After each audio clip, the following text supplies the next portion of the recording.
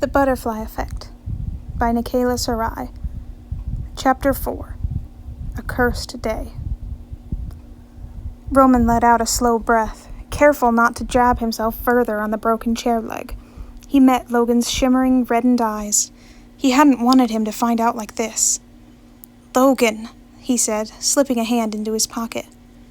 "Were you ever going to tell me?" Logan demanded, a tremor running up his arm as he pressed the broken tip against Roman's neck. "Or were you planning for me to show up one day and find you gone?" "Roman." Another voice rang in the air, followed by a sigh. Logan stiffened, turning to Roman's phone as he held it up. "Pick," he whispered, staring at the small screen. "You know my reluctance to allow Logan to leave the city," Piccani continued in the voicemail. "Let alone the state." Logan flinched, his knuckles going white on the chair leg. They both knew that Logan had quite the volatile nature. It made sense that Piccani wanted him to stick close to familiar ground so he wouldn't end up back in prison. "But it's undeniable that the result of your fusion into Logan's life this past year has only been positive for him. So," Piccani gave a light chuckle, "congrats. You've convinced me. Logan will be able to go to England with you. I've got it all worked out with the authorities over there. I just need both of you in my office tomorrow morning to finish the paperwork and establish his new boundaries for your jaunt across the pond. Let me know if 11 works for you both. Toodles!" Roman slowly lowered the phone. Logan had gone as still as a statue, hardly appearing to breathe as his glazed eyes stared at nothing. "I figured you'd vanish the moment you heard the location was England, thinking I would leave you high and dry," Roman said, quietly. "I've been working to convince Piccani to let you come from the very moment I signed." He'd wanted to spare Logan the stress of not knowing whether or not he'd been given approval to leave the country. He hadn't wanted him to give up hope before they got the official word. However, staring at Logan's bloodshot eyes and the deep bags under them, perhaps it would have been better if he'd been told right away. "He called me during this morning's run-through," Roman continued, keeping his voice low as Logan remained still. "If you had been here, you would have known hours ago, instead of finding out like this." "Hours," Logan stuttered, inhaling shakily. He wavered in place, shoulders slumping as he pulled the broken table leg from Roman's neck, letting it drop to the floor with a loud clatter. "I screwed up," he whispered, staring at nothing as he stumbled backwards, collapsing with a thump onto the half-shredded lounging couch. "Oh, Crofters!" He buried his head in his blood-streaked hands. "Today's still cursed! I freaking screwed it up!" That wasn't quite the reaction he'd expected Logan to have after hearing the news. Screwed up? Hardly. Just because Logan had been late again and destroyed his dressing room again and attacked him again and, of course, forgot the coffee he was supposed to be bringing again, didn't mean that Roman was going to leave him high and dry at yet another bump in the road. He could see that the ex-con was improving. Piccani even admitted it, and Roman was going to continue that uphill trudge whether or not Logan decided to come with him to England. Roman pushed away from the wall, feeling the puncture in his neck, just under the crown pendant as he moved to the vanity to grab the first aid kit. His fingers came away red, and he winced as the cool metal edge of the crown brushed up against the wound. Logan curled over his knees, shaking his head. "Screwed it up! Cursed! Today's always cursed!" he rambled, rocking slightly. "Cursed! Cursed! All ruined!" Roman frowned. Okay, he'd seen Logan as a lot of things over the past year, but never vulnerable like this. He placed the first aid kit on the couch and knelt in front of his coffee boy, ignoring the stinging in his knees. "Lo?" he asked, cautiously shortening the name as his hand hovered over Logan's head. "Why is today cursed?" Only a whimper met his question. Roman pursed his lips, eyes creasing.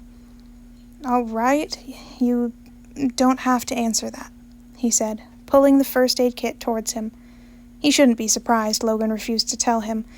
The guy was remarkably tight-lipped when it came to his backstory, and this definitely had the feel of a backstory to it. "How about I focus on bandaging that hand instead?" he asked, brushing Logan's bloody hand with a feather-light touch, unsurprised when Logan jerked it out of sight. He exhaled. "Dude, it'll get infected if you leave the glass in there." "Prison." Roman raised an eyebrow. "Huh?" "Today's cursed," Logan repeated into his knees, his voice cracking. "Treat it and I'll end up in prison. I always end up back there. Today's cursed. Everything leads back to prison today. Always does. Always will. I shouldn't have come here." Roman clicked his tongue, shaking his head. "Okay, you may believe that, but it's really doubtful. Logan, Roman said, shifting to sit next to his coffee boy on the torn lounge. "I mean, I don't know what you were doing earlier, besides not being where he was supposed to be.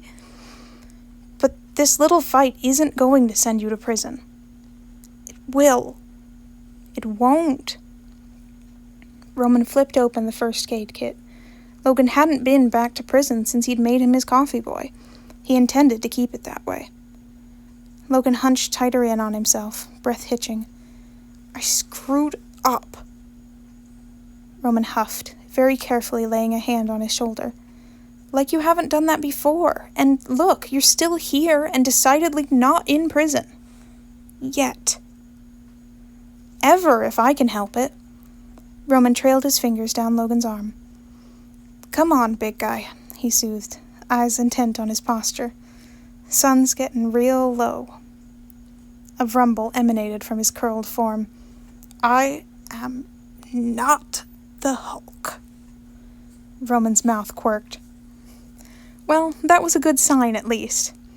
"If you say so, Logan. But Hulk doesn't let me treat his injuries. Logan Banner does." He tugged gently at his coffee boy's arm, glad that this time there was no resistance as he pulled the injured hand out of hiding. With a pair of tweezers from the first aid kit, Roman carefully pulled the glass shards from Logan's knuckles, keeping his grip on the tattooed wrist firm to prevent him from pulling away before he was finished. Humming "Catch a Falling Star" under his breath as he worked, Roman watched his coffee boy from the corner of his eye as Logan slowly relaxed. "I'm not Banner." Roman jerked at the unexpected voice, wincing as Logan bit off a curse. "Sorry," he apologized, dropping the glass shard into the tin and dabbing at the blood. He hadn't expected him to talk. "You're not?" he asked, raising an eyebrow as Logan tilted his head, the large logic tattoo stark confronting him as the eye underneath the mark opened to stare directly at him through the cracked lens. "Bruce Banner has 7 PhDs. "And?" Roman asked, returning his attention to cleaning the cuts, ensuring they were free of glass. Roman winced, hand twitching. He buried his head back in his knees. He shuddered. "Never even got an associate's." Roman paused in wrapping Logan's hand, lifting his head to stare at his coffee boy. He frowned. "That didn't seem right." "How come?" "Prison happened." Roman grimaced. Right. He probably could have put that together if he'd given himself a second more to think. He let go of Logan's hand as he finished the wrap. "It happened in college? What did you do, chain yourself to an old tree?" Logan clenched his hand, pulling it back to his chest. "Got stupid roommates." Roman snorted. "We all had those, but I don't see how—" Logan uncoiled from the couch, holding himself tightly as he moved away from Roman, pacing the room. "I was sick, trying to study, get into my program. They were obnoxious. Said they could help with studying, but..." He growled, flexing his hand. They overdosed me with NyQuil to get me to relax." Roman raised his eyebrows. NyQuil? He had to admit, that was a new one. Logan shook his head. The effects.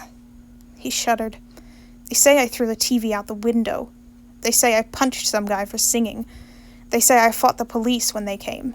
That I toppled one of the campus statues. That I broke a dude's arm at the jail. They say a lot about that night. Logan hunched his shoulders, chest heaving as his stringy hair fell in front of his face. I don't remember it. Nothing. I've tried. It's blank. I woke up, chained to a wall, with this stupid logic engraved on my face. He gestured to the tattoo. With fists bruised and bloody, and every criminal and officer in the county jail against me. Terrified of me. He paused in front of the vanity, chest heaving as he fought to gather himself. 7 years ago today, I woke up. He looked up, barely looking at his reflection before he turned to Roman, tears shimmering behind his broken glasses. To my worst nightmare.